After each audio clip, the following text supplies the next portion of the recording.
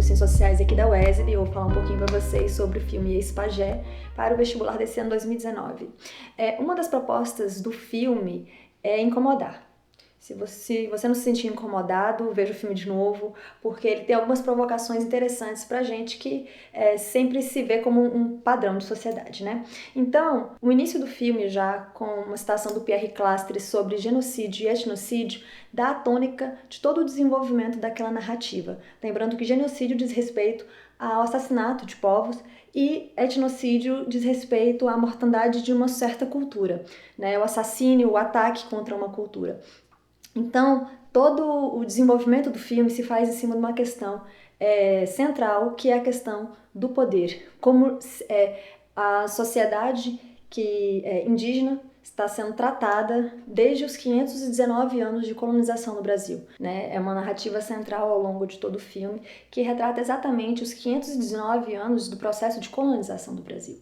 Porque muito embora, né, a gente associe a ideia de colonização da terra, nós também colonizamos povos, né? Como cultura branca ocidental, nós impingimos aos povos indígenas do Brasil uma cultura diferente daquela que lhes era nativa. Então esses povos passaram por uma série de guerras, uma guerra biológica, uma guerra cultural, uma guerra social, uma guerra econômica, né? Estando sempre em desvantagem, sendo subjugados enquanto cultura, enquanto isso que nós tomamos como suas características étnicas.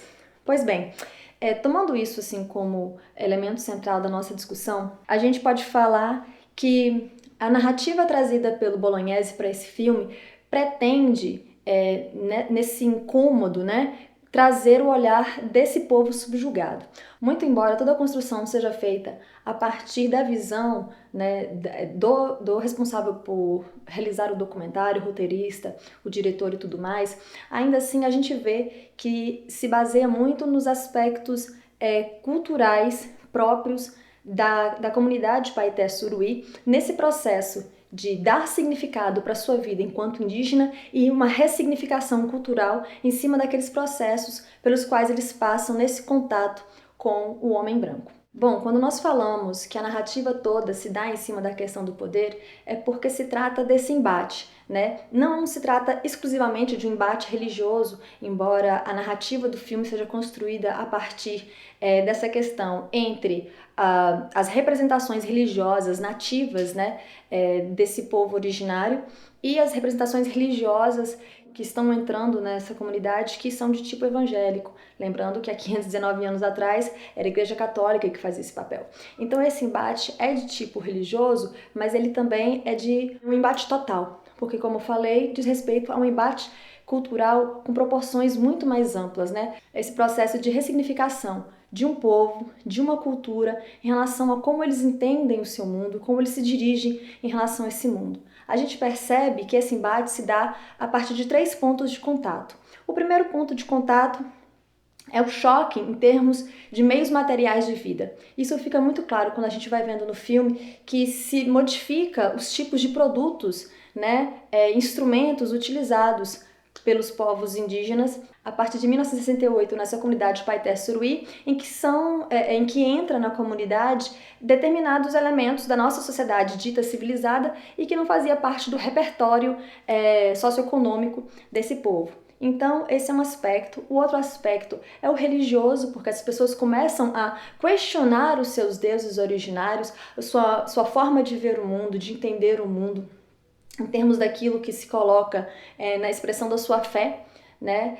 Sendo então a sua fé vilipendiada e substituída por uma outra fé que se pretende dominante, né? Em cima daquelas constatações sobre inimigo, sobre a religião nativa ser uma religião demoníaca, né? Uma religião do diabo. E aí a gente vê exatamente um discurso de força, né? De desconstrução dos processos simbólicos de vivência desses povos nativos. E o terceiro ponto diz respeito a uma possibilidade de autocrítica que o documentário faz, né, ao sugerir que as comunidades indígenas no Brasil são altamente pesquisadas, né, como aquele recurso de imagem feita com a associação da tese de doutoramento de um antropólogo francês, né? Então, é uma tentativa, como eu falei, né, de criar uma leitura do documentário que coloque aqueles povos subjugados como os narradores da sua própria história,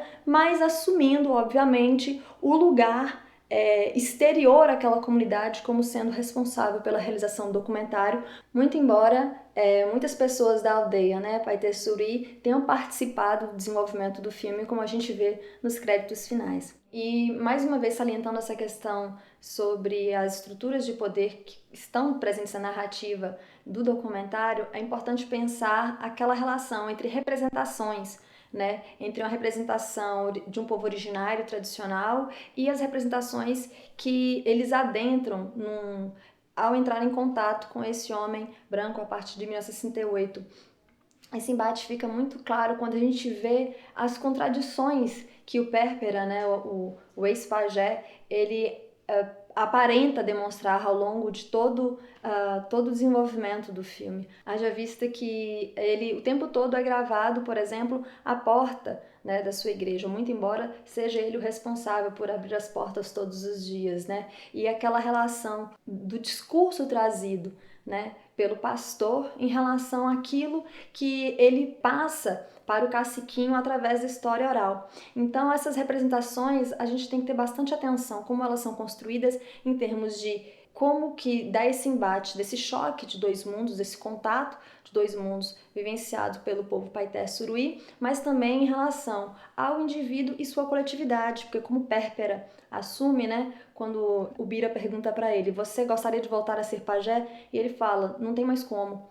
Né? E não tem mais como porque a sua coletividade, a coletividade da qual ele faz parte, começa a ver ele com outro olhar. Então ele é condicionado a modificar as suas representações religiosas, sua representação de fé, para atender, né, a uma demanda da comunidade que ele partilha, da comunidade da qual ele faz parte. É importante a gente pensar também que nesse processo dessas representações, desse encontro de mundos, né, esses sujeitos que significam, né, dão significado para a sua vida a partir de determinadas representações, nesse choque de mundos, são estimulados a ressignificar a sua vida, né? Isso é importante a gente pensar, por quê? Porque leva a gente a problematizar o fato de que cultura não é uma coisa estática, né? Cultura se faz, cultura se refaz, ela é um movimento. E nós, que estaríamos aí no papel ocidental, colonizador, nós tendemos a ter a nossa visão como a visão padrão e não somos ensinados a problematizar o significado que o outro dá para a sua vida, que o outro dá para a sua cultura, muito menos esse processo de ressignificação que essa pessoa tem que passar nesse choque de dois mundos, né? Que é um processo difícil, um processo lento e que nós somos tentados muitas vezes a ter um olhar preconceituoso para com esse sujeito.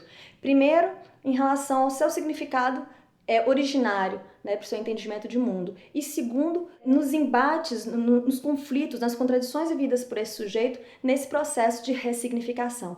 Então, quando eu falei no início desse vídeo que o filme ele tenta provocar o incômodo, é incômodo nesse sentido, da gente reconhecer que o nosso olhar sobre o outro é altamente prejudicial para esse outro. Nós impomos sobre esses sujeitos a nossa forma de ver o mundo, os nossos valores. E nesse sentido, nós realizamos aquilo que se toma como um preconceito religioso. E isso tem que ser questionado, né? Através do filme, esse questionamento se dá não apenas através da religião, mas, como eu falei de vocês, sobre toda aquela conjuntura, todo aquele universo vivenciado pelos Paitê Suruí, né? Que como um dos povos historicamente subjugados no Brasil, tem que ter o seu devido reconhecimento.